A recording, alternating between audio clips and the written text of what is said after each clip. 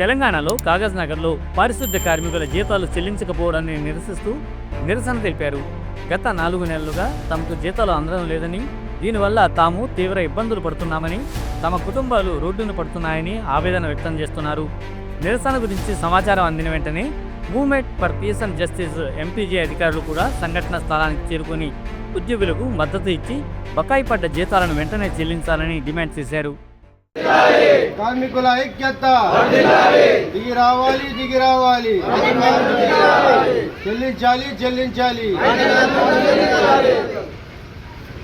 గత 13 రోజులైతే మనం చూస్తూ ఉన్నాం, నిరోధిక సమ్మె మీరు చేస్తూ ఉన్నారు.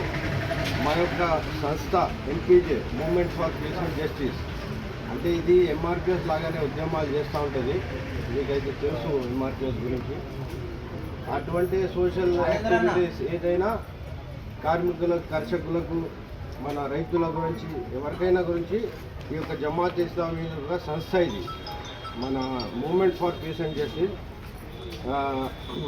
ఎంఆర్పిఎస్ ఎలాగో కొట్లాడుకుంటుందో ఉద్యమం, అలాగనే ఇది కూడా యూత్లో పోయి మీ యొక్క డిమాండ్లు ఏమున్నాయి అధికారులకు కావాలంటే రాష్ట్రంలో రాష్ట్ర నాయకత్వం అంటే మీ దగ్గర ఎవరు అధికారులు ఉన్నారో వరంగల్లో, హైదరాబాద్ వాళ్ళకు కూడా మేము రిప్రజెంట్ చేస్తాం. మన ప్రాబ్లం అంటే ఈ ప్రాబ్లం ఎప్పటి చూసినా ఏ నాయకుడు ఉన్నా మనకు హామీ ఇస్తాడు, కానీ దీనికి శాశ్వత పరిష్కారం తెస్తలేడు. అది ఎప్పటి చూసినా ఇదే ప్రాబ్లం మనకు. ఎప్పటి చూసినా అంటే వాళ్ళ జీతాలు అయితే బరొబ్బరు తీసుకుంటారు, కానీ మీ జీతాలకైతే అడ్డుకట్టాలు, మరి ఎందుకు ఆపుతాలు ఏమో, కానీ మీ జీతాలు సరైన అంటే ప్రతి నెల రావాలని మేము కూడా ప్రభుత్వానికి డిమాండ్ చేస్తూ ఉన్నాం. ఇట్లా 6 నెలలు 12 నెలలు సంవత్సరాలంటే ఈ కుటుంబాలు ఎట్లా పోషణ జరగాలి? ఫస్టే మనం ఎస్సీ ఎస్టీ బీసీలు అంటే గరీబులం, మనం ఎట్లనో చేసుకొని బతుకుతున్నాం. మన జీతాలు సరైన నెలకు పాస్ చేయాలి. ఎందుకు అవుతున్నది? అధికారులు ఉన్నారు, పెద్ద అధికారులు ఉన్నారు, నాయకులు ఉన్నారు, మన మున్సిపల్ మంత్రి శాఖ కనబడతలేదు వాళ్ళకు. మొత్తం ప్రజలు కూడా మన కాగజ్నగర్ ప్రజలు కూడా నిమ్మకి నీరెత్తినట్టు ఉంటుంది. ఎవ్వరు రారు. ఇంత అయినా కూడా అరే వచ్చి కనీసం మీకు చెప్పేది చెత్తలు ఎత్తలేరు, ఈ నీళ్ళు ఎత్తలేదు అంటే అదే వచ్చి ఇక్కడికి ధర్నా చేస్తే ఏమవుతుంది? ఇదే పబ్లిక్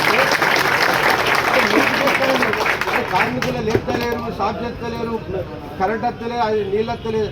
అదే వీళ్ళ కాలాల్లో వచ్చి పట్టితే వీళ్ళకు గట్టిగా అడిగితే కలెక్టర్ ఆఫీస్ దగ్గర పోయి చెప్తే మీ సమస్య అలవుతుంది కదా. కానీ ప్రజలకు ఏం లేదు.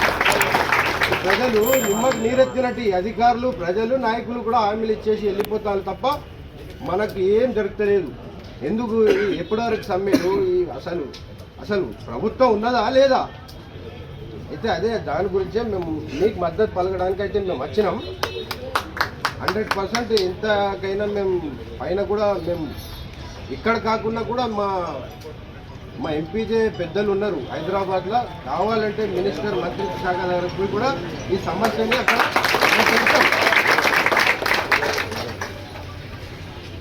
ఓకే. థ్యాంక్ యూ, ధన్యవాదాలు.